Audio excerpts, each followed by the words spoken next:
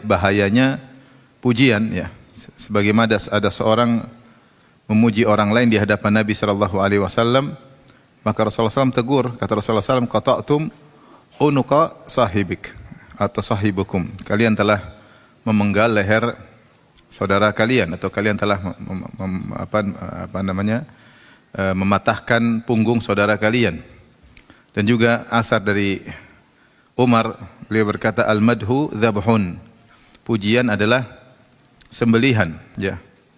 Dan juga telah sahih dari Nabi sallallahu alaihi wasallam, iyyakum wattamaduh fa innahu dzabhu. Hati-hatilah kalian dari sikap saling memuji, karena saling memuji adalah bentuk menyembelih.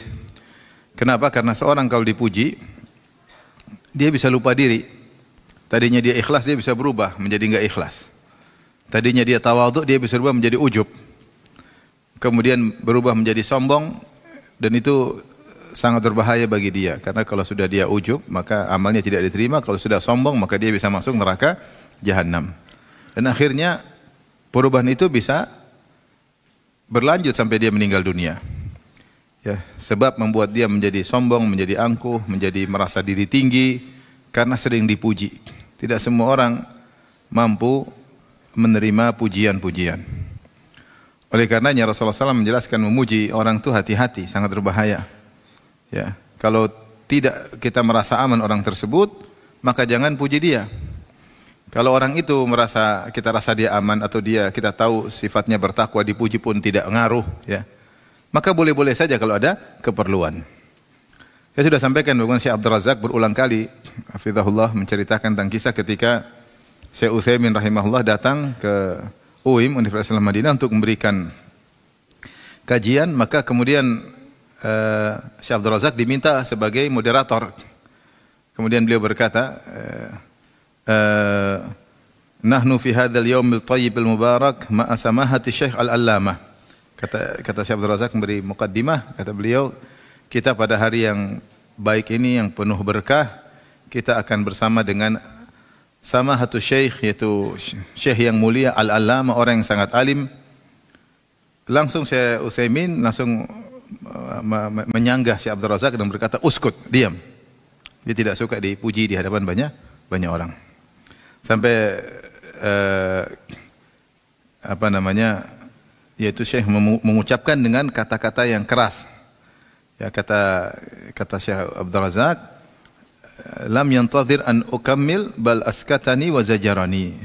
Syekh tidak membiarkan aku melanjutkan pujianku, bahkan beliau mendiamkan aku, menyuruh aku diam, bahkan dengan kata-kata yang keras, ya, di hadapan mahasiswa waktu itu. Sampai kata Syekh Abdul Razak, saya sampai bingung mau lanjutin bagaimana, ya. Mau maju, sudah terlanjur kasih mukaddimah, ngelanjutinnya gimana? Sampai diam sebentar, ngatur perkataan. Akhirnya Syekh Abdul Razak hanya mencukupkan pada asy-syekh baina tullabihi wa muhibbihi. Itu syekh berada di antara murid-muridnya dan orang yang mencintainya. Selesai, ya. Kemudian Syekh Utsaimin rahimahullah kemudian memberi pengajian. Yaitu ini sekelas Syekh Utsaimin rahimahullah yang menurut kita kalau beliau pun dipuji pun insyaallah tidak terpengaruh, dia pun tidak suka dipuji. Itu pun tidak suka dipuji.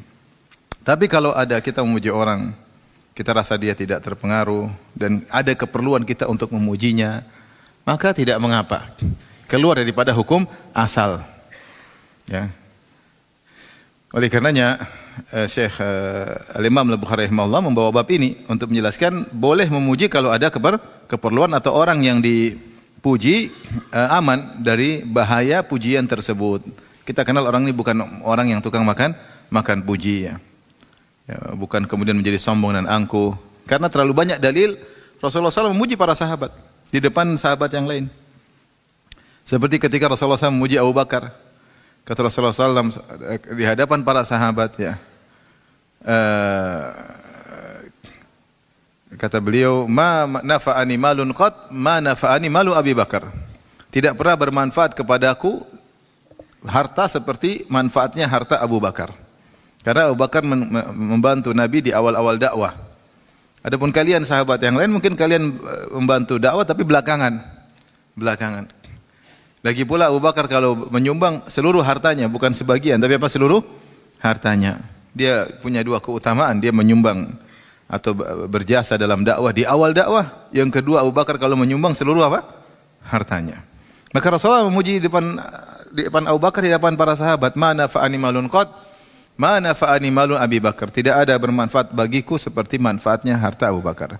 Abu Bakar, fabaka Abu Bakar. Abu Bakar radhiyallahu anhu menangis. Bukan bilang, "Tuh, dengar enggak?" Tuh, dengar enggak? Abu Bakar menangis. Kemudian dia berkata, "Wa ma nafsi wala mali wala ma mali wala nafsi illa laka ya Rasulullah." Tidaklah hartaku bahkan jiwaku kecuali untuk Anda wahai Rasulullah. Ya, dia terharu dan dia menangis radhiyallahu taala anhu. Yang seperti ini dipuji enggak ada masalah.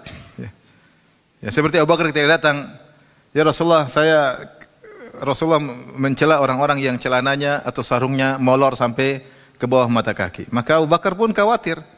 Dia mengatakan, "Ya Rasulullah, inna izari yastarhi ahyanan illa an ata'ahad bihi." Atau kama qala Abu Bakar. Kata Abu Bakar, "Ya Rasulullah, terkadang sarungku molor ke bawah.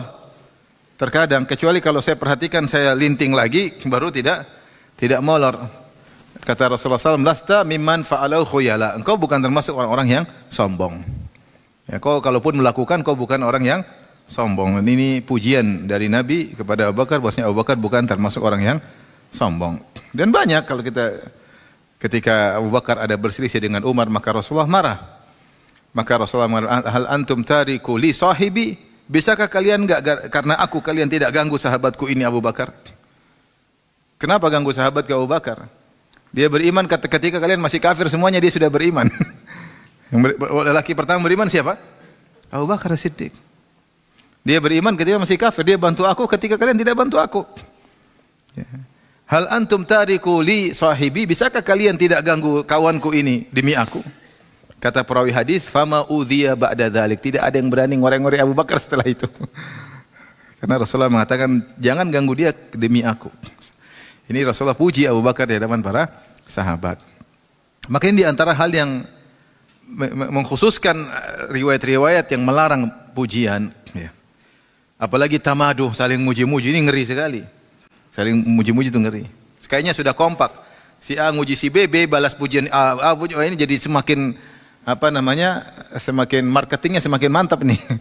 Saling muji di antara mereka. Saling muji. Maka Rasulullah mengatakan tadi, "Iyyakum wattamaduh." Hati-hatilah kalian yang saling memuji, bukan muji aja, saling memuji kadang-kadang. Fa innahu adzabhu, itulah penyembelihan, itulah apa? Penyembelihan. Seorang terkadang dalam khayalan dia merasa dirinya lebih hebat daripada yang kenyataannya. Kenapa? Terlalu banyak orang yang memuji sehingga akhirnya dia menjadi ujub, akhirnya menjadi sombong. Maka kita masyhurkan hadis-hadis seperti ini agar tidak membiasakan diri untuk memuji dan juga tidak membiasakan untuk dipuji, dan juga mengingatkan kaum muslimin agar hati-hati, jangan suka muji-muji kecuali ada kemaslahatan, Ya. Di antara maslahat yang disebutkan oleh para ulama yang saya baca dalam kitab Fathul Bari di antaranya misalnya ketika seorang dia tidak pede karena dia tidak atau lagi down misalnya, padahal dia punya kemampuan sehingga dia merasa atau minder, kalau bahasa kita minder atau khawatir sesuatu, yang kekhawatiran tersebut tidak pas. Kekhawatiran tersebut tidak pas, maka kita boleh memuji dia agar dia bisa menepis kekhawatiran yang tidak benar tersebut, ya. Seperti dilakukan oleh Khadijah radhiyallahu anha kepada Nabi sallallahu alaihi wasallam ketika Nabi sallallahu alaihi wasallam turun dari Gua Hira dalam kondisi ketakutan, ya, sampai gemetar, sampai Rasulullah mengatakan, "Laqad khasyitu ala nafsi." Sungguh aku khawatir keburukan menimpa diriku. Ada yang mengatakan Rasulullah SAW khawatir gila karena dia bertemu dengan makhluk di dalam Gua Hira, kemudian dipeluk dan dia tidak bisa berkutik ketika dipeluk sampai 3 kali, kemudian disuruh baca ayat-ayat yang menakjubkan sehingga dia menyangka dirinya gila. Maka disitulah Khadijah radhiyallahu anha memuji Nabi sallallahu alaihi wasallam. "Kalla fawallahi abshir la yukhzikallahu abada." Sekali-sekali tidak, wahai suamiku, kau tidak akan dihinakan oleh Allah selama-lamanya. Kenapa? Innaka la tasilur rahim. Kau suka menyambung silaturahmi wa tasduqul hadis. engkau senantiasa jujur. Wa tahmilul kalla, engkau membantu orang yang susah. Wa taksibul ma'dum, bahkan orang tidak punya penghasilan kau kerja untuk memberi mereka. Wa takrid dhaif, kau suka menjamu tamu. Wa tu'inu ala nawabil haq, dan engkau suka menolong orang terkena musibah. Orang seperti engkau tidak akan dihinakan ya Allah. Ini contoh Rasulullah mengkhawatirkan sesuatu yang tidak pas. Rasulullah baru aja mau jadi nabi ketika itu. Dan Khadijah punya pengalaman dalam filosofi kehidupan yang dia dapati di zaman dia dan orang-orang sebelumnya. Bosnya orang-orang yang dermawan itu tidak akan dihinakan oleh Allah Subhanahu wa taala. Maka dia puji Nabi agar Nabi tidak bersedih. Ini contoh pujian yang dibolehkan. Ya kalau anak kita misalnya ada kekhawatiran suatu, kita bilang enggak, engkau bisa kok. Kau kemarin di ranking 1. Sekarang masa takut? Bisa insyaallah. Biiznillah, berdoa sama Allah, kau mampu insyaallah. Seperti kadang kita puji karena dia mengatakan sesuatu yang tidak perlu dikhawatirkan. Dia down lagi, kita puji. Seperti ini puji ini tidak jadi masalah untuk motivasi dia. Misalnya ada seorang tidak percaya diri untuk nulis sesuatu padahal dia berilmu, kita bilang kau punya ilmu ya akhi, ente berilmu. Engkau udah lulus ini, kau punya syahadah, kau pernah menulis, kau ceramahmu bagus, tulis ilmiah, bermanfaat. Nah, memotivasi dia untuk apa? Menulis, kau punya kemampuan. Seperti pujian ini bukan buat dia untuk menjadi ujub atau sombong, tapi untuk menghilangkan kekhawatiran dirinya yang tidak pantas, harusnya dia tidak perlu dia khawatirkan, atau motivasi dia untuk melakukan sesuatu yang bermanfaat bagi dirinya atau umatnya. Bukan untuk jadikan dia apa? Sombong. Jadi masalah sekarang anak-anak kita puji tapi lama-lama jadi sombong. Ya, hati-hati dalam ujian juga hati-hati. Ya, kita harus pertimbangkan jangan sampai dia merasa dirinya hebat sehingga akhirnya dia sombong. Harus kita jadi perlu pertimbangan dalam memuji. Ini salah satu maslahat kita boleh memuji. Di antara salah satu maslahat kita boleh memuji untuk mengingatkan orang tentang keutamaan orang ini. Ada orang lain enggak kenal dia siapa, maka kita puji dia. Ini si fulan, begini dia, Masya Allah dia yang begini, dia yang begini. Ya. Alhamdulillah dia yang ini, dia yang begini. Jadi orang biar tahu siapa dia sehingga tidak salah bersikap berhadapan dengan orang ini. Tentunya dengan syarat tadi selama orang ini aman dari pujian. Kalau dia kemudian jadi sombong atau ujub, jangan. Mending dia tidak dikenal daripada dikenal kemudian jadi sombong dan ujub. Kita membinasakan dia, membuat dia bisa terjerumus dalam neraka jahanam. Kalian telah memenggal kepalanya, kata Nabi SAW, kalian telah mematahkan punggungnya. At-tamaduh adzabuh, saling memuji adalah menyembelih. Ini kata-kata keras dari Nabi, mengerikan. Jadi semua masalah kaitan hati. Karena ujub sombong itu ngeri. Dalam syariat itu sangat ngeri. Kata Rasulullah SAW, man la yadkhul jannata man kana fi qalbihi mithqalu dzarratin min kibr. Tidak masuk surga orang dalam hatinya ada kesombongan meskipun seringan dzarrah. Sedikit aja dia masuk surga. Kata Nabi dalam meriwayatkan hadis qudsi, qala Allah azza wa jalla, Allah berfirman, al-'azamatu izari wal kibriya'u ridai faman naza'ani fi wahidin minhuma qadhaftuhu finnar. Keagungan adalah selendangku, kebesaran adalah sarungku. Siapa yang coba-coba ngusik salah satu dari keduanya, mengusikku, ingin menyaingiku, ikut-ikutan sombong, ikut-ikutan merasa besar, qadhaftuhu finnar, aku lempar dia di neraka jahanam. Maka tepatlah sabda Nabi, kau telah mematahkan punggungnya.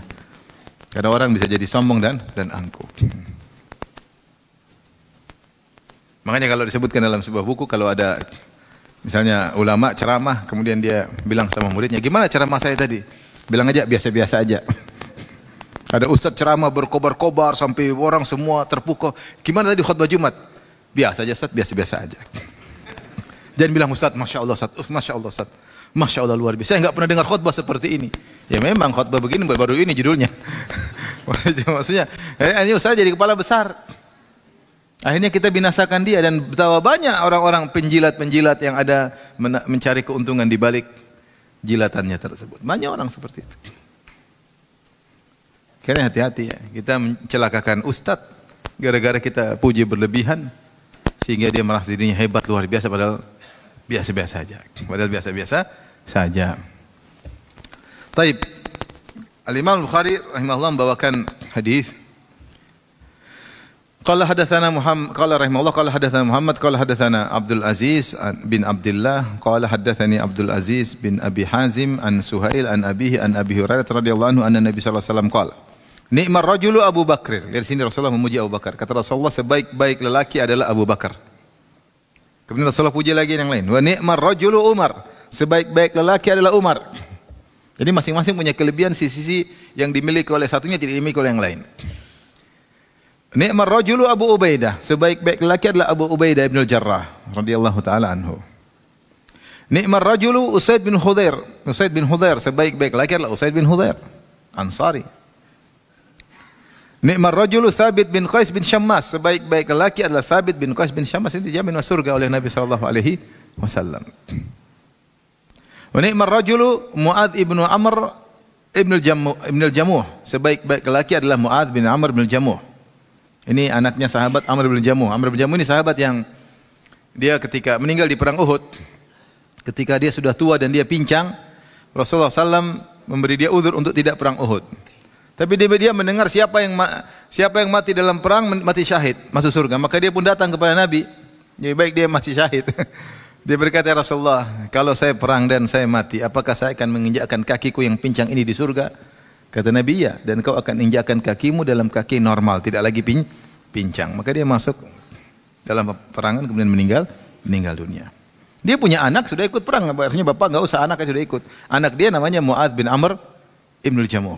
Nanti kita sebutkan tentang kisah nanti. Amr bin Jamuh, Mu'adz bin Amr bin Jamuh. Kemudian ni'mar rajulu Mu'adz bin Jabal. Sebaik-baik lelaki adalah siapa? Mu'adz bin Jabal. Ya. A'lamu as-sahaba bil halal wal haram, orang yang paling ngerti tentang halal dan haram adalah Mu'adz bin Jabal. Dia yang meriwayatkan hadis al halalu bayyin wal haramu bayyin wa bainahuma umurun musyabihat.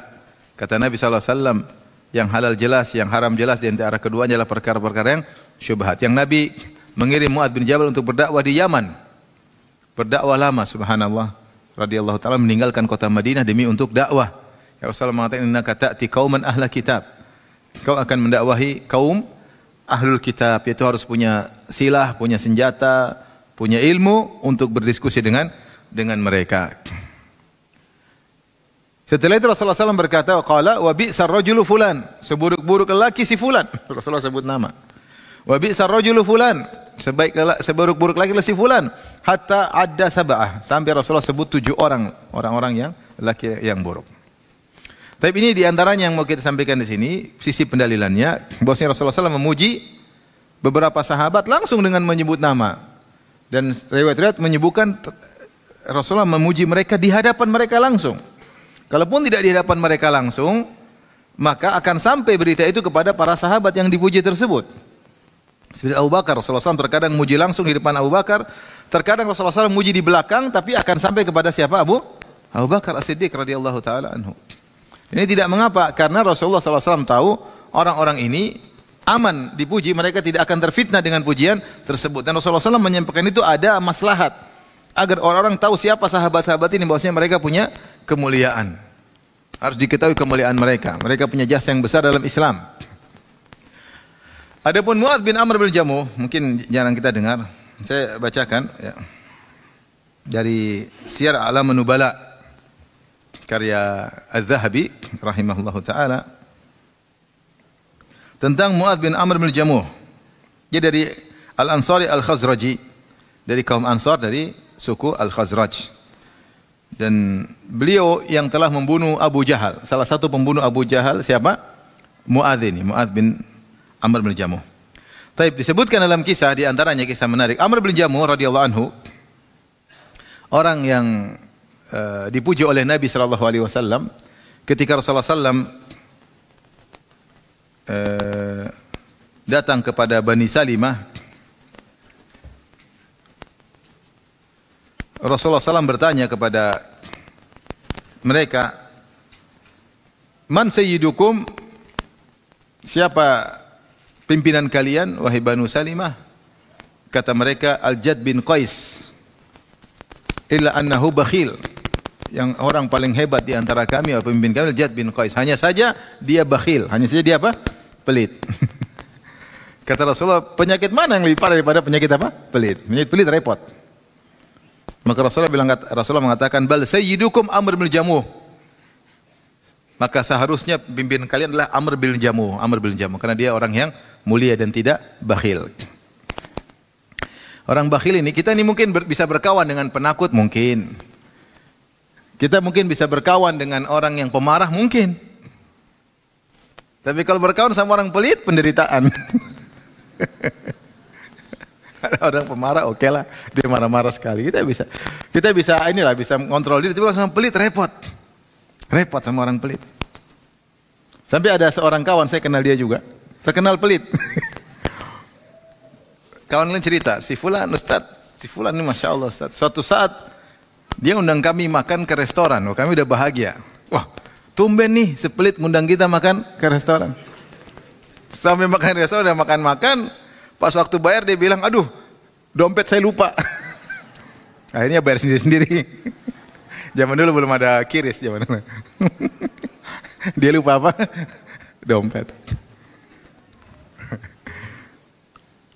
Jadi kalau sama yang selain pelit kita masih bisa lah, tapi kalau pelit repot. Hidup sama orang pelit apa?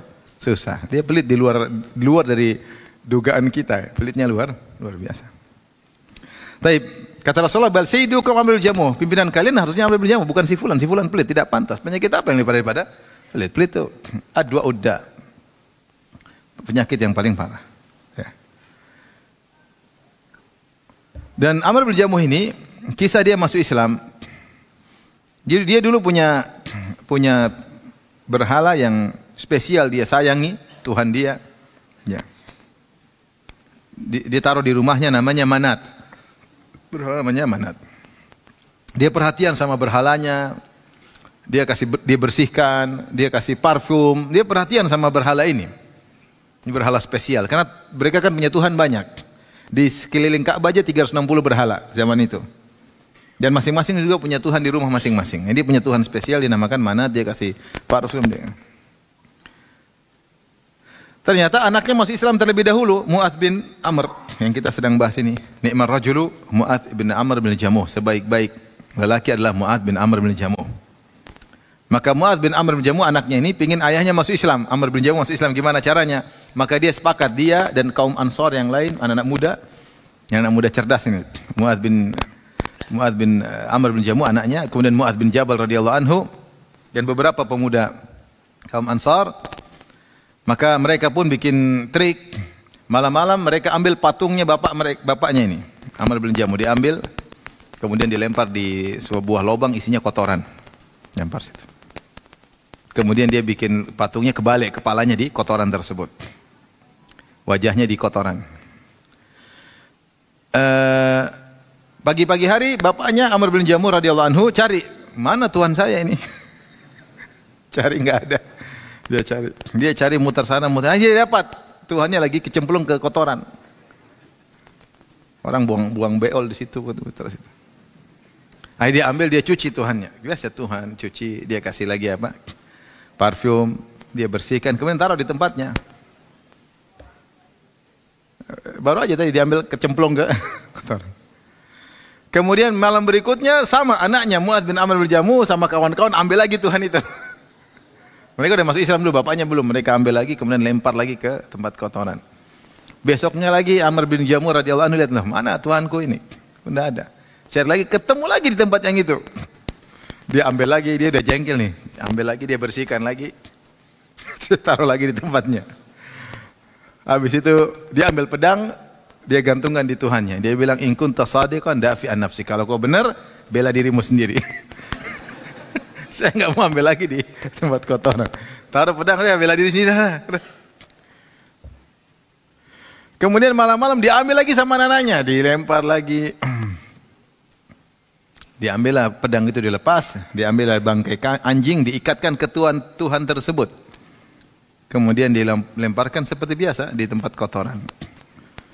Pagi-pagi loh, kemana lagi nih Tuhan? Dia cari lagi, dia dapat di tempat yang sama dalam kondisi yang tidak menyenangkan.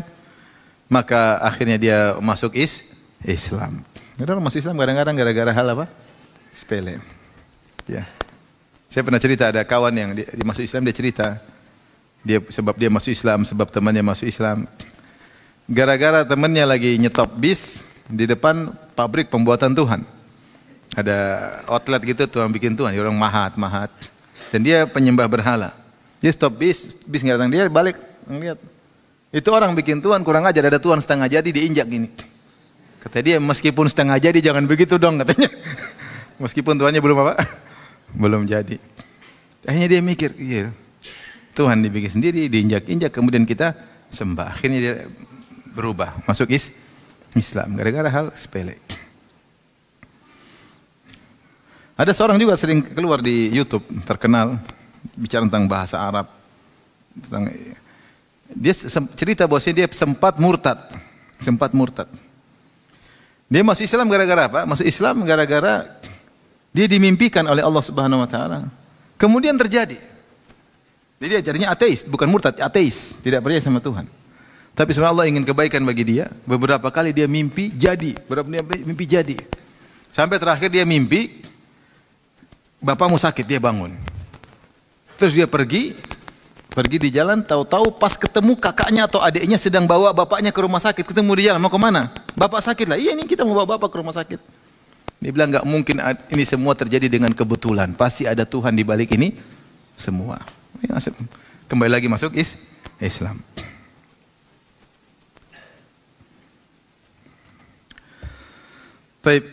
Jadi akhirnya Amr bin Jamuh masuk Islam. Ya, anaknya ini yang apa namanya? Yang bikin dia masuk Islam namanya Mu'adz bin Amr bin Jamuh. Ini sama seperti kisah disebutkan oleh para ulama. Orang Arab dahulu kalau mereka safar mereka bawa Tuhan mereka. Mereka bawa, mereka sembah, nanti safar mereka simpan lagi, bawa lagi. Nanti sampai selamat mereka buka lagi, mereka sembah, simpan lagi. Suatu saat Tuhannya hilang, jatuh. Tuhannya jatuh. Maka pimpin kaum, ya ayyul kaum, inna faqatna rabbana, iltamis rabbakum. Maka sang pemimpin rombongan kasih tahu, apa kawan-kawan sekalian, Tuhan kita hilang. Cari-cari Tuhan kalian, cari-cari. Mereka cari. Karena kalau mereka nggak bawa Tuhan, mereka khawatir celaka. Tuhan itu dibawa terus ya. Carilah Tuhan yang cari-cari nggak dapat. Akhirnya ada yang satu bilang, dapat. Ya mirip-mirip lah. Bisa berhala. Seperti juga kisah seorang disebutkan oleh dalam buku-buku sejarah, ada seorang dia ingin nyembah berhala. Ketika dia sudah sampai di berhala, ternyata berhalanya lagi dikencingi sama anjing, sama serigala. Maka dia bilang, Rabbun yabulu thu'labani bi ra'sihi laqad hana man balat alaihi tha'alibu. Apakah ada Tuhan dikencingi oleh anjing kepalanya? Sungguh hina Tuhan yang dikencingi oleh anjing. Udah enggak jadi lagi nyembah apa? Berhala.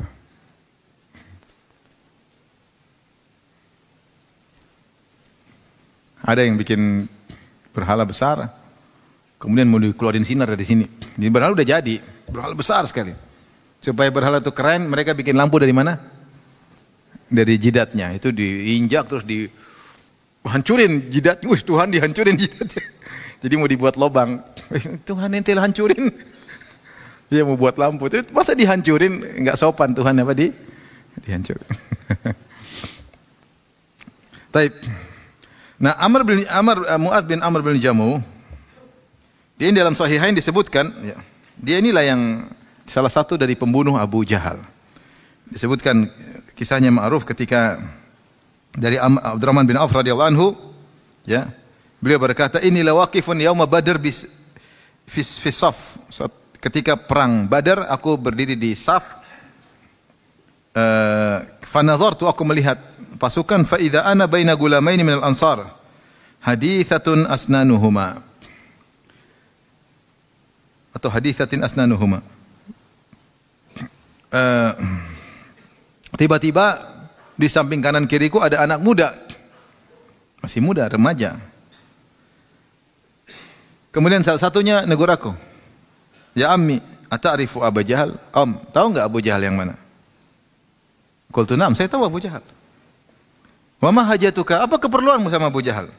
Ukhbirtu annahu yasubbu Rasulullah sallallahu alaihi wasallam. Aku dengar dia memaki Nabi sallallahu alaihi wasallam.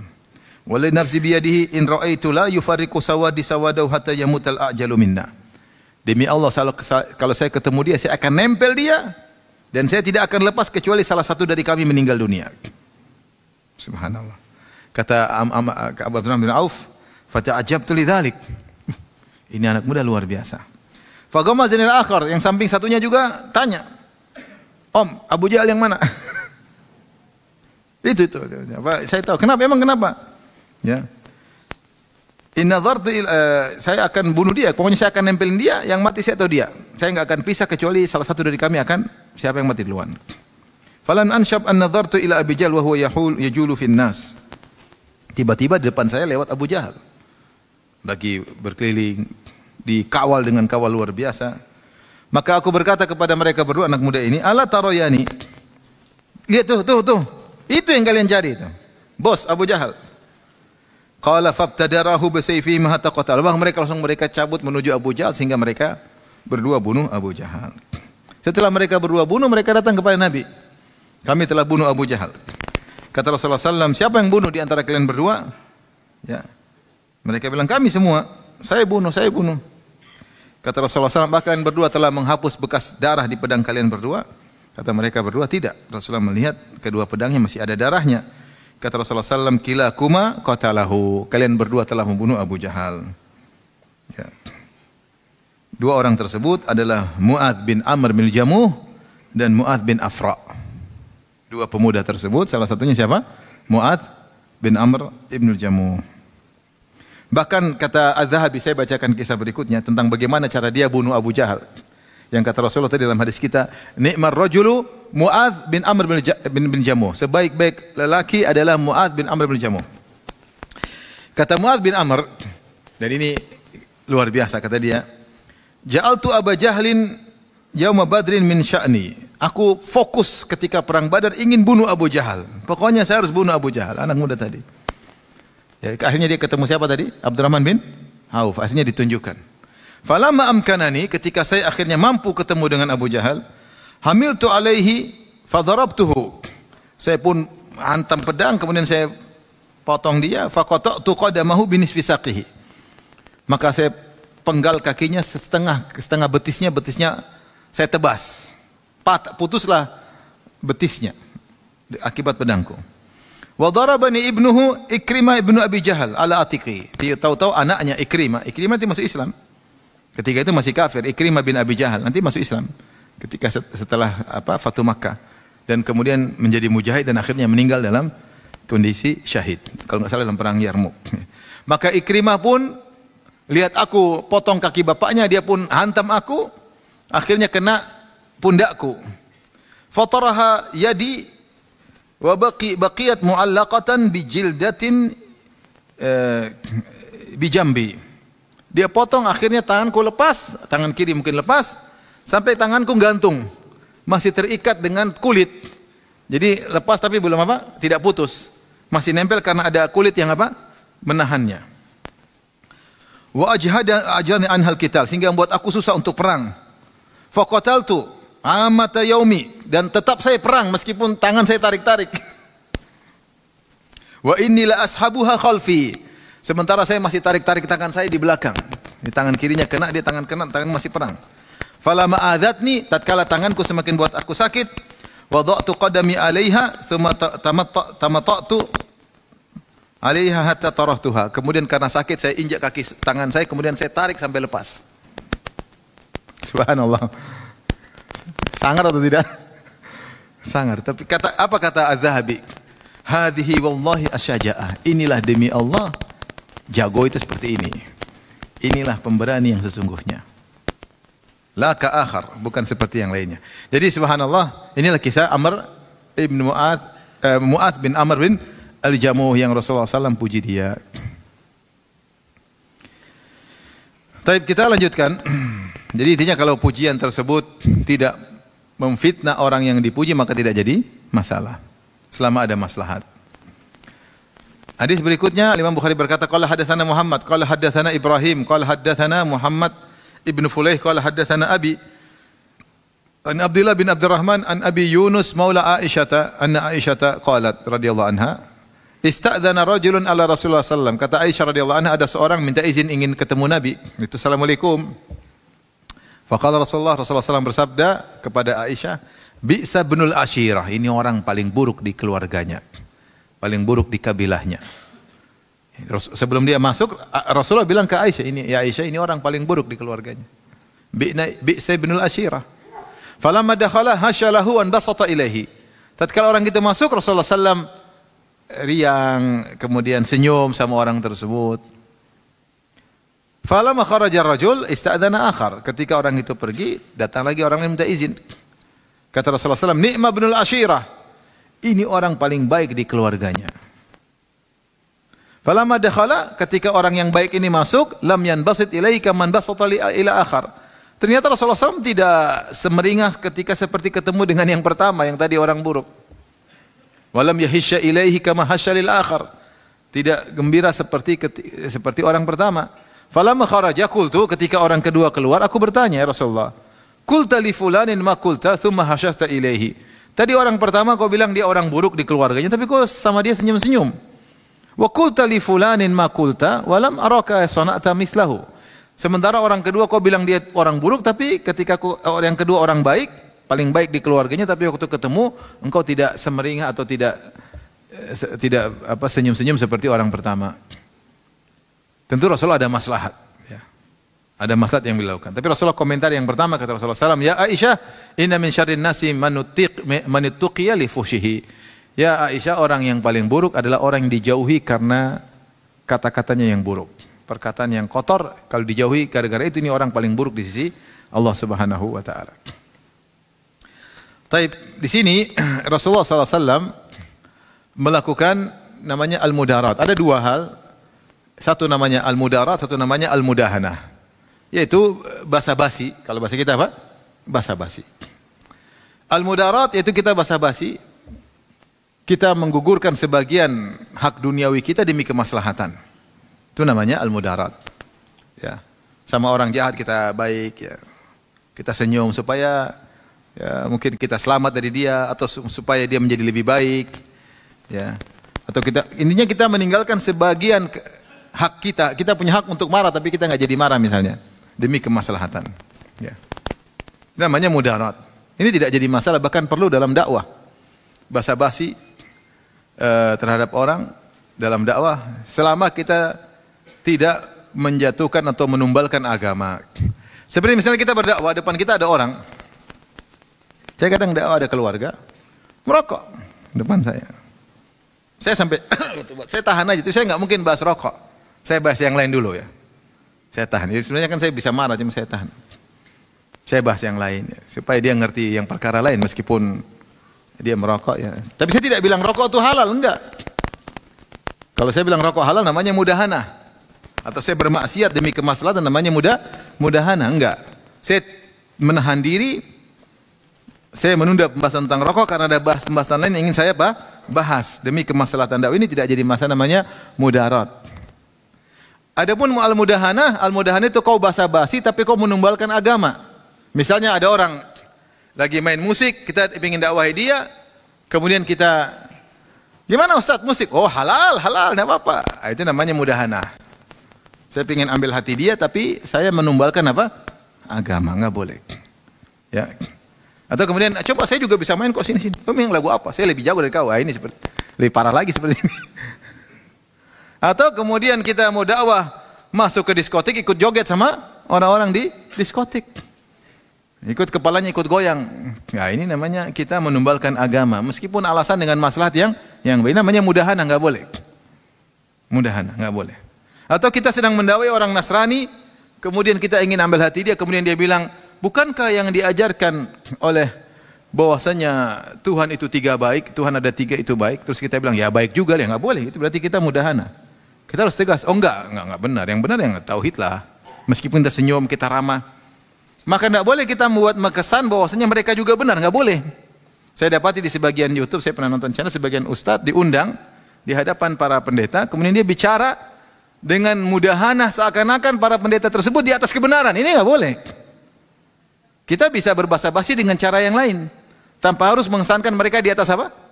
Kebenaran. Ini namanya mudahana. Sehingga kita mengorbankan tauhid seakan-akan kita benar, kalian juga benar dari sisi tauhid dan syirik, enggak boleh. Namanya mudahana. Tapi kalau mudarat boleh. Mudarat seperti Rasulullah lakukan terhadap orang ini Rasulullah SAW mengatakan bi'sa ibnul ashirah, ini orang paling buruk di kaumnya, tapi ketika Nabi ketemu, Nabi senyum-senyum. Yaitu tidak jadi masalah karena ada maslahat. Karena ada masalah namanya mudarat, al-mudarat. Adapun mudahana tidak boleh ya. Seperti contoh misalnya Rasulullah ketika bayangkan ya. Rasulullah begitu pandai dalam menghadapi istri-istrinya, dia praktisi poligami terbaik ya. Tetapi ketika istrinya melakukan kesalahan, dia tidak mudahana. Seperti apa? Seperti ketika Aisyah yang cerita sendiri, dia cerita tentang kesalahan dia sebagai pelajaran bagi kita. Kalau dia tidak cerita, kita nggak tahu kesalahan dia. Tapi ini karena amanah ilmiah, Aisyah cerita dia pernah salah. Dia pernah berkata kepada Sofiyah, karena Aisyah cemburu, kata Rasulullah SAW, kata Aisyah radhiyallahu anha, innaha qasirah. Sofiyah pendek. Maka Rasulullah marah ketika itu. Laqad qulti kalimatan la muzijat bima'il bahri lamazajathu. Wahai Aisyah, engkau telah mengucapkan satu kalimat ghibah, kalimat yang buruk, kalau dicampur dengan air laut akan merubah air laut tersebut. Rasulullah tidak mengatakan, ya memang pendek, enggak apa-apa, enggak. Untuk menyenangkan Aisyah, tidak. Jadi ada saatnya mudarat, tapi tidak boleh mudahana. Seakan-akan membenarkan kesalahan, melegalkan kesalahan, atau menumbalkan agama demi menyenangkan orang lain, itu enggak boleh. Enggak boleh. Ustaz, rokok halal enggak?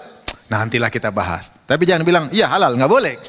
Tapi kalau bilang nanti itu gampang, Bahas yang lain dulu. Itu tidak mudahana, namanya mudarat. Tapi kalau kita ingin cari perhatian dia, bolehlah, nanti aja. Nah, itu namanya kita menghalalkan yang haram. Ini tidak boleh, ini tidak boleh. Maka hati-hati dengan mudahana. Basa-basi boleh, tapi mudarat. Tetap agama dijaga, tidak boleh melegalkan yang tidak benar, ya. Atau menyalahkan yang sudah benar, maka tidak boleh.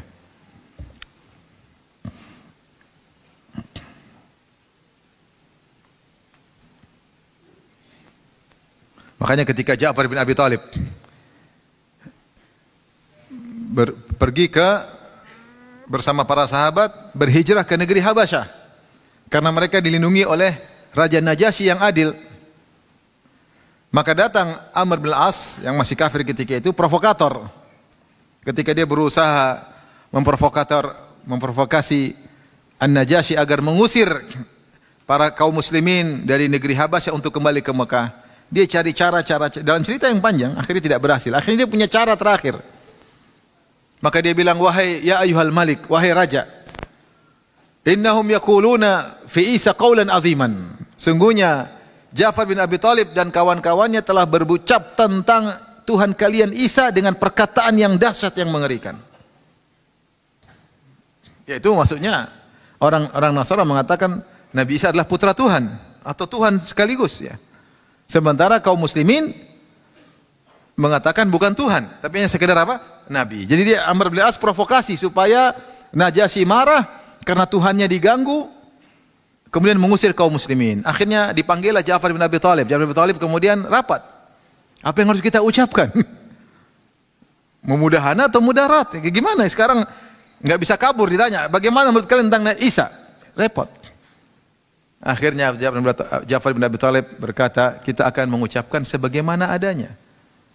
Biarlah yang terjadi apa yang terjadi. Sudah nggak bisa mudahana lagi. Ini maksud saya, jangan sampai gara-gara kita kejebak. Jangan sampai gara-gara kita dalam kondisi tertentu akhirnya kita mudahana. Mudarat boleh. Mudahana akhirnya kita membenarkan yang salah atau menyalahkan yang benar ya. Seperti orang datang sama saya, Ustaz Wahabi parah ya. Saya enggak bilang, iya parah enggak apa-apa. Ya, supaya ambil hati dia, enggak. Emang Wahabi maksud kamu Wahabi apa? Tanya dulu Wahabi apa maksudnya. Kalau dia bilang Wahabi Syekh Abdul Wahab, oh enggak Syekh Abdul Wahab memang ya. Kita enggak boleh gara-gara ingin cari hati manusia kemudian kita menyalahkan apa? Syekh Muhammad bin Abdul Wahab rahimahullah, enggak boleh. Sebagian orang karena dia takut dicaci maki, dia bilang saya bukan Wahabi, padahal dia dulu kakek moyangnya mengaku diri sebagai apa? Wahabi. Enggak boleh. Seakan-akan kita mencela Syekh Muhammad bin Abdul Wahab. Syekh Abdul Wahab punya jasa besar bagi kita. Mengenalkan kepada tauhid dengan detail luar biasa, kemudian kita, oh enggak. Tanya, maksud kamu Muhammad bin Wahab yang mana maksudnya? Kalau Wahabi maksudnya yang Khawarij ya kita bukan. Tapi maksud kamu kalau ada Wahabi maksudnya nisbah kepada Syekh Muhammad bin Abdul Wahab, pendiri kerajaan Arab Saudi, maka kita bilang kita cinta orang tersebut. Kita hormat sama orang tersebut karena dia ulama, dia punya sama kita. Sebagian orang subhanallah ketika ditekan-tekan, dia bilang kita bukan Wahabi. Padahal nenek moyang dia dulu mengatakan kami apa? Wahabi. Bahkan mereka maju karena mereka dulu Wahabi. Sekarang mereka enggak. Oleh karena jangan sampai kita mudahana. Orang baik kita bilang baik, bukan kita beri ta'assub, bukan berarti kita kemudian mengatakan dia maksum, enggak. Syekh Abdul Wahab rahimahullah taala seorang ulama, pejuang, punya jasa dan jasanya bagi kerajaan Arab Saudi yang kita juga rasakan sampai sekarang, dan jasa juga bagi kita karena kita belajar buku-bukunya. Namun bukan dia berarti dia nabi, tidak punya salah. Dia juga punya salah, kita juga kritik beliau kalau ada kesalahannya. Tapi bukan kita ikut-ikutan orang untuk mencaci maki apa? Beliau, enggak. Itu namanya mudahana. Saya hati-hati. Taib, hadis ini dibawakan oleh Al-Imam Al-Bukhari rahimahullah untuk menjelaskan bahwasanya Nabi memuji orang tersebut. Kata Nabi, Ni'ma Ibnul Ashirah, si fulan tadi adalah orang yang terbaik di kaumnya. Maka ini tidak mengapa kalau ada maslahat. Bab berikutnya, babun yuhtha fi wujuhil maddahin. Bab tanah atau tanah dilemparkan di wajah para pemuji. Di antara sunnah adalah melemparkan tanah di hadapan orang-orang yang suka memuji. Al-maddahin ini orang kerjanya muji-muji. Sering muji, kalau muji sekali-sekali tentu tidak. Tapi kerjanya cari muka, penjilat. Bahkan di balik pujian tersebut dia ingin cari dunia. Dulu ada orang kerjaan seperti ini. Datang kepada raja, muji-muji dikasih duit misalnya. Bikin syair-syair, muji-muji dikasih apa? Duit ya. Kalau zaman sekarang mungkin enggak, tapi penjilat. Masya Allah, kasih kerjaan. Jilat-jilat, ada orang seperti gini. Kalau orang seperti gini, lemparin tanah ke mukanya. Jadi kalau sekali-sekali muji ya, tidaklah. Taib, Al-Imam Bukhari membawakan hadis rahimahullah taala, qala hadatsana Muhammad qala hadatsana Ali bin Abdullah qala hadatsana Abdurrahman bin Mahdi qala hadatsana Sufyan bin Sa'id an Habib bin Abi Thabit an Mujahid an Abi Ma'mar qala qama rajulun yuthni ala amir minal umara.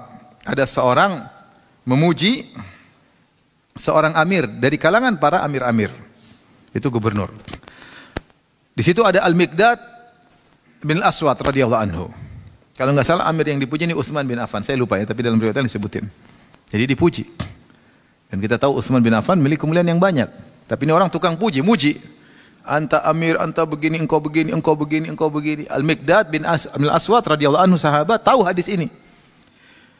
Faja'al al-Miqdadu yahthi fi majihit turab, fi wajhi turab ya. Maka Miqdad pun ambil tanah lempar ke muka orang tersebut. Kemudian dia berkata, "Amarana Rasulullah sallam an nahthiya fi wujhil maddahin turaba." Rasulullah telah memerintahkan kami untuk melempar tanah di muka orang yang suka puji-puji. Dipuji.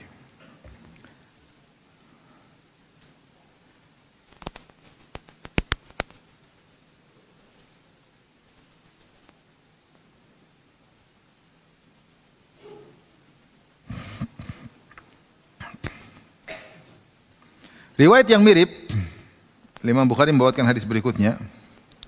Qala hadatsana Muhammad qala hadatsana Musa bin Ismail qala hadatsana Hammad an Ali bin Al-Hakam an Atha bin Abi Rabah anna rajulan kana yamdahu rajulan inda Ibnu Umar. Ada seorang muji orang lain di sisi Ibnu Umar. Fajal Ibnu Umar yahsud turaban nahwa fihi. Maka Ibnu Umar melempar tanah ke arah mulutnya. Wa qala, kemudian Ibnu Umar berkata, qala Rasulullah sallallahu alaihi wasallam bersabda, "Idza ra'aitumul maddahin fahthu ala wujuhihim turab." Kalau kalian melihat orang tukang puji-puji, lemparkanlah tanah ke wajah mereka. Ya. Dan ini adalah wasiat Nabi sallallahu alaihi wasallam. Para ulama khilaf tentang apa makna melempar tanah ke wajah orang tukang puji-puji. Kata Ibn Hajar rahimahullah, walil ulama fihi lil ulama fi khamsatu aqwal. Ada 5 pendapat. Pendapat yang pertama adalah sesuai dengan zahirnya. Ini dilakukan oleh Al-Miqdad, dilakukan juga oleh Ibnu Umar. Benar-benar dilemparkan tanah ke wajah tukang puji-puji tersebut. Yang kedua, maksudnya adalah al-khaybah wal hirman. Ya, dengan kita katakan maksudnya bukan lempar tanah, tapi maksudnya ini hanya sekedar kinayah. Maksudnya kau muji-muji saya, kau enggak dapat apa-apa. Tuh ambil tanah tuh kalau kau mau. Adapun duit saya enggak akan kasih. Jabatan enggak, muji-muji enggak ada jabatan. Ya, karena puji-pujian dia ada keperluan, maka maksudnya tidak dapat apa-apa. Atau maksudnya turab, maksudnya mulutmu itu penuhi dengan tanah. Mulutmu penuhi dengan apa? Tanah. Ya, karena dia muji-muji dengan mulut, mulutmu dipenuhi dengan tanah. Ada yang mengatakan pendapat keempat, maksudnya ini terkait dengan orang yang sedang dipuji. Ya, ambil tanah kemudian kita lemparkan kepada bukan yang muji tapi yang dipuji. Kita bilang ingatkan kepada dia, kau tuh dipuji-puji habis, sungguhnya kau adalah tanah dan berasal dari tanah dan kau akan menjadi tanah kembali. Jadi jangan terfitnah dengan pujian tersebut. Pendapat kelima maksudnya dikasih. Dikasih dengan apa yang dia minta.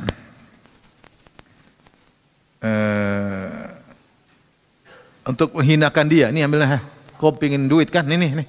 Muji, berhenti puji-puji, ini ambil duit nih. Karena untuk menghina dia. Karena dia muji-muji karena ingin cari apa? Sesuatu. Ya, udah kasih aja, kasih dana pergi-pergi. Nah, seperti itu. Ini 5 pendapat. Pendapat mana yang lebih benar? Wallahu a'lam bishawab. Pendapat pertama. Sesuai dengan zahirnya. Karena itu dipraktikkan oleh sahabat Al-Miqdad bin Al-Aswad dan dipraktikkan oleh Ibnu Umar radhiyallahu anhum ajma'in. Ketika melihat ada orang muji-muji lemparkan tanah. Dan itu faedah. Banyak faedah dengan tanah tersebut. Ya, bahwasanya ya, mengingatkan kepada orang yang dipuji bahwasanya dia terbuat dari apa? Tanah. Atau mengingatkan orang yang muji yang kau puji ini hanya dari tanah. Jangan berlebihan dalam memuji. Ya. Atau untuk mengingatkan mulutmu enaknya dimasukin tanah karena kau merusak saudaramu, karena kau muji-muji dia bisa merusak dia. Bagusnya mulutmu dimasukin apa? Tanah. Wallahu a'lam bishawab, tapi intinya bahwasanya ya, adapun yang mentakwil maksudnya rugi kau, jangan dikasih apa-apa sehingga dia merasa rugi dengan pujian-pujiannya. Dia ingin memuji, menjilat tapi dia tidak mendapatkan apa-apa. Mereka takwil sebagaimana dalam hadis Rasulullah SAW mengatakan, "Idza ja'aka yatlubu samanal kalbi famla kaffahu turaban." Kalau ada orang jual anjing terus dia minta uang beli anjing tersebut, maka jangan kasih duit, kasih aja tanah. Karena anjing tidak dijual belikan. Nih, kasih tanah. Seperti juga Rasulullah SAW, walil akhiri hajarun. Bagi orang yang berzina, dia tidak dapat anak yang dinisbahkan kepada dia, meskipun anak tersebut secara gen adalah keturunan dia, secara biologis anak dia, tapi karena hasil zina, maka dia tidak dinisbahkan anak tersebut kepada dia. Kata Nabi, walil akhiri hajarun. Bagi pezina cuma dikasih batu. Bukan dikasih batu-betulan, maksudnya dia tidak dapat apa-apa. Ini yang menjadikan sebenarnya mentakwil makna hadis ini. Tapi yang benar, zahirnya bahwasanya orang kalau tukang puji-puji berlebihan, kita lemparkan tanah di depan apa? Mukanya ya. Di depan mukanya, bukan dimasukin ke wajahnya. Depan dia, biar dia lihat tanah di hadapannya. Dan ini menunjukkan bagaimana bahayanya pujian-pujian, karena bisa merusak jiwa seseorang. Ya. Maka Rasulullah suruh ingatkan dengan melempar tanah. Dan dipraktikkan oleh para sahabat. Tapi hadis terakhir pada pembahasan kita kali ini, Imam Bukhari berkata, qala hadatsana Muhammad qala hadatsana Musa qala hadatsana Abu Awana an Abi Bishr an Abdullah bin Syaqiq an Raja bin Abi Raja an Mihjan al-Aslami qala Raja aqbaltu ma'a Mihjan dzata yaumin. Kata Raja, aku datang bersama Mihjan suatu hari. Hatta tahina ila masjid ahli Basrah. Sampai kami tiba di masjid ahli Basrah, itu di Basrah. Fa idza Mihjan ini sahabat radhiyallahu anhu, Mihjan al-Aslami radhiyallahu anhu. Kata Raja tabi'in, saya berjalan bersama Mihjan sampai di masjid ahli Basrah. Fa idza Buraidatu al-Aslamiyyu ala babin min abwabil masjid jalisun. Tiba-tiba ada sahabat lain namanya Buraidah al-Aslami. Dia sedang duduk di salah satu pintu masjid. Qala wa kana fil masjid rajulun yuqalu lahu Sakbah yutilus shalah. Dan di masjid ada seorang imam namanya Sakbah dan dia salatnya panjang. Falamma intahina ila babil masjid wa alaiha burdah. Tatkala kami tiba di masjid dan situ ada sahabat Burdah, wa kana Buraidah sahibu mizahat, dan Buraidah orang suka canda sama teman-temannya, dia suka mizah. Maka dia bercanda, dia bilang, "Ya Mihjan." Wahai Mihjan, dia tanya sahabat yang lain, Mihjan al-Aslami. Atusalli kama yusalli Sakbah? Kau kalau jadi imam seperti si Sakbah ya? Maksudnya imam lama. Falam yarudda alai Mihjan. Dia bercanda dan Mihjan tidak jawab. Waraja'a. Qala Mihjan inna Rasulullah sallallahu alaihi wasallam akhadha biyadi. Kemudian Mihjan bercerita sebagai jawaban. Artinya orang ini sholatnya panjang. Kau sholat kayak dia enggak? Tentunya ini sebentuk ingkaran. Karena Nabi tidak sholat seperti orang yang terlalu lama. Makanya Buraidah candain siapa? Mihjan. Karena mereka berdua sahabat. Mereka tahu gimana sholatnya siapa? Nabi. Kalau jadi imam enggak mungkin lama-lama. Nabi lama kalau di rumah sendiri. Tapi kalau jadi imam beliau tidak lama-lama. Makanya dia candain Mihjan. Dia bilang, kamu sholat, engkau sholat seperti dia ya? Si Sabkah. Tapi Mihjan tidak jawab. Kemudian dia cerita sebagai bentuk jawaban. Dia berkata, Inna Rasulullah SAW akhadha biyadi. Sungguhnya Rasulullah SAW pernah memegang tanganku membawa pergi aku. Fantalakna namshi hatta sa'atna Uhudan. Kami pun berjalan sampai kami naik gunung Uhud. Dan ada sahabat-sahabat yang pernah diajak Nabi naik ke gunung Uhud. Di antaranya ini, Mihjan. Ini Abu Bakar, Umar, Utsman. Ya. Ada sekitar 7 sahabat yang pernah diajak Nabi ke atas gunung. Fa asyrafa 'alal madinati. Kemudian Rasulullah SAW mengarah ke arah Madinah. Di atas gunung Uhud Rasulullah ke arah Madinah. Rasulullah berkata, wailu ummiha min qaryatin yatrukuha ahluha ka'amar ma takun ya'tiha ad-dajjal fayajidu ala kulli babin min abwabiha malakan fala yadkhuluha. Ya, kasihan kota Madinah. Suatu saat penduduknya akan meninggalkannya padahal lagi rame ya. Ketika datang Dajjal. Ketika datang apa? Dajjal. Itu Dajjal ketika datang dia tidak bisa masuk kota Madinah. Fayajidu ala kulli babin min abwabiha malakan. Setiap masuk ke setiap pintu Madinah ada malaikat yang menjaga. Fala yadkhuluha. Maka dia tidak bisa masuk. Tapi orang-orang pada keluar ketemu Dajjal. Yang paling banyak keluar dari penduduk Madinah, orang munafik semuanya keluar ketemu Dajjal. Di antara juga para perempuan-perempuan yang kepo-kepo pada pergi ketemu apa? Dajjal. Sampai Rasulullah mengatakan orang soleh di penduduk di kota Madinah, akhirnya dia ikat ibunya, dia ikat adik perempuannya, kakak perempuannya, dia ikat tantenya supaya tidak pergi ketemu apa? Dajjal. Karena Dajjal bikin fitnah yang luar biasa. Rasulullah mengatakan, jika kalian mendengar Dajjal, falian anhu, jauhilah dia, jangan datang, tidak usah ketemu dia. Beda kalau dia sudah datang. Tapi kalau dia bisa menghindar karena fitnahnya luar biasa. Itu zaman sekarang aja ada berita-berita pengen tahu ya. Apalagi nanti seperti Dajjal datang menjelang hari kiamat, dia bisa menurunkan hujan, dia bisa membuat tanah yang tandus menjadi hijau. Luar biasa ya. Bahkan bisa menghidupkan yang mati. Tapi orang pada ikut nonton YouTube semua mungkin. Pada pengen tahu entah nanti wasilah seperti apa di zaman akhir zaman. Tapi artinya orang mendengar pada pengen tahu. Sementara kalau ketemu dia bisa keterfitnah. Apalagi zaman akhir zaman mungkin ilmu semakin hilang, peringatan semakin enggak ada karena Dajjal baru muncul ketika sudah tidak disebut di mimbar-mimbar. Sehingga orang sudah lupa siapa Dajjal ini. Ya. Saking hilangnya ilmu sehingga orang mudah terpengaruh. Makanya kata Rasulullah SAW, kasihan kota Madinah. Di akhir zaman lagi orang ramai, kemudian Dajjal muncul, mereka keluar meninggalkan kota Madinah untuk ketemu siapa? Dajjal. Kemudian thumman hadara hatta idza kunna fil masjid. Kemudian Rasulullah pun turun. Kami tiba di masjid, ra'a Rasulullah SAW rajulan yusalli wa yasjudu wa yarka. Rasulullah melihat ada seorang laki yang sedang salat, yang sujud dan ruku'. Kelihatannya orang ini salatnya lama. Faqala, maka Rasulullah SAW berkata, faqala li, Rasulullah berkata kepada Mihjan, man hadza? Siapa orang ini? Fa akhadhtu utrihi, maka saya pun puji dia. Puji orang ini. Ya, mungkin ibadahnya rajin salatnya lama. Faqultu ya Rasulullah hadza fulan. Aku katakan ini si fulan. Wa hadza qala, kata Rasulullah sallam, amsik la tusmi'hu fatahlikahu.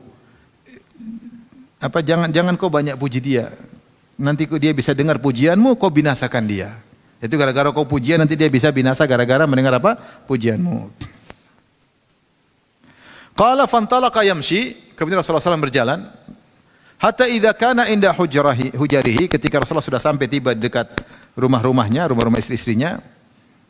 Lakinnahu nafadha yadayhi, ya. Tsumma qala, kemudian dia melepaskan tangannya. Dia tidak lagi pegang aku, kemudian dia berkata, "Inna khaira dinikum aisaruhu." Sebaik-baik agama kalian yang paling mudah. Inna khaira dinikum aisaruhu. Sebaik-baik agama kalian yang paling mudah. Salasan, 3 kali Rasulullah SAW sebutkan. Ini kisah hadis yang panjang, saya ingin sampaikan aja kesimpulannya. Kesimpulannya, ada orang namanya Sabkah di Masjid Ahlil Basrah, ibadahnya kalau sholat panjang sekali.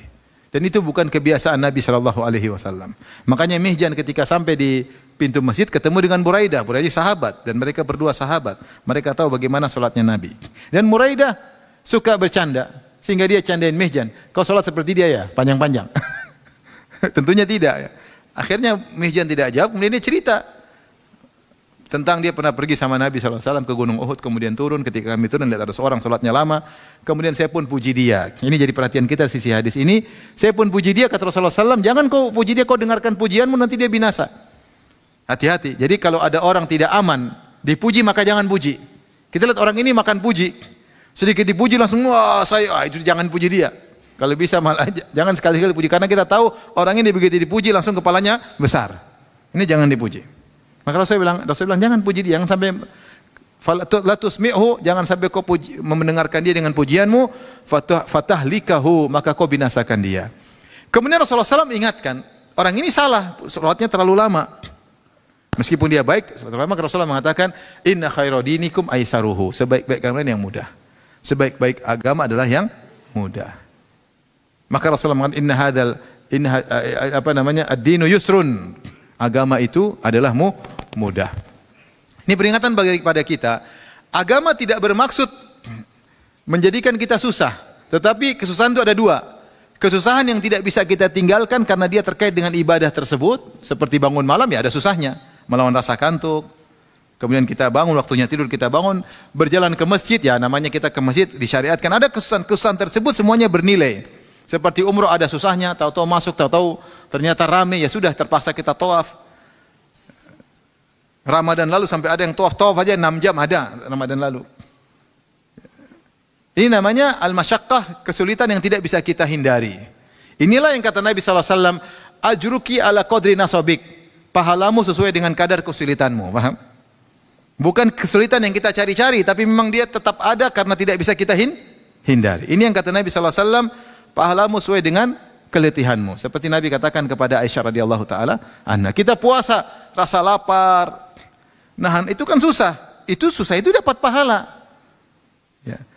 Kesulitan yang kedua yang dilarang, yang kata Rasul agak menjadikan kesulitan yang dicari-cari, yang tidak disuruh susah, kita malah cari susah. Seperti sholat semalam suntuk.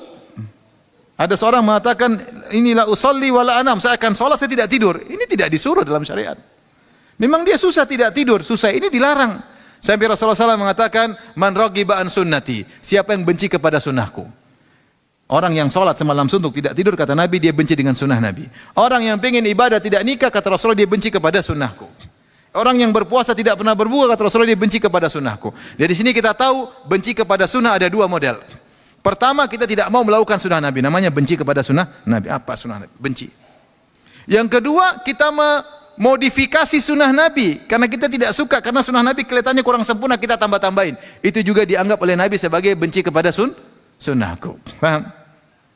Seperti ada orang tawaf umrah, dia tawaf 2 rakaat setelah tawaf. Setelah sa'i dia juga salat 2 rakaat setelah sa'i. Kita bilang enggak benar.